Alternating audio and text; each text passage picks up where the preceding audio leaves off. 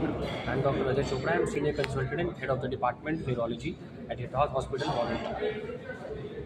So we have been talking about sleep apnea is on increase. So do you think that sleep apnea is also one of the can become cause for stroke?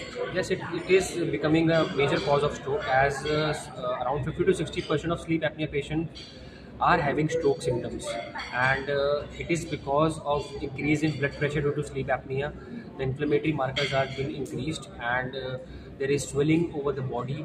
Plus, the hypercoagulable state is also been increased, will come into the play, and this causes stroke symptoms and mainly causes the blood to clot in the brain. Okay. So and what are the prevention that one should take Prevention is for to apnea? major prevention is mainly the lifestyle modification, like controlling the obesity, controlling the diabetes, the blood pressure, decrease the intake or abstinence of the alcohol and smoking, and most importantly, the heart conditions to be medications to be taken properly, and regular walking, yoga, and meditation.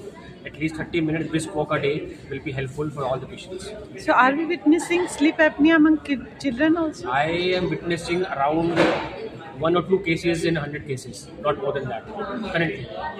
So children can also be vulnerable to stroke. Children are also vulnerable to stroke. I have seen only one case of 5-year-old child in my personal emergency, and no other case I have seen less than 18 years. That was the first case in my life of 5 years who had a stroke of the left side, and he gradually recovered in 2 to 3 weeks. His homocysteine level was high. That was the cause of his stroke. And please, if you could explain about diabetes and stroke, any relation So, between. uncontrolled diabetes majorly causes atherosclerotic plaques to occur in the arteries of the neck and arteries of the brain, which in turn decreases the blood flow of the brain and causes the clotting. Okay. So what? Same is with the blood pressure as well.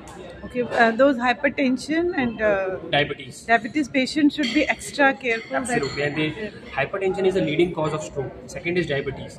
So the blood pressure and diabetes should be controlled and should be monitored regularly in the patients. And prophylactically, the medication should be started to prevent the future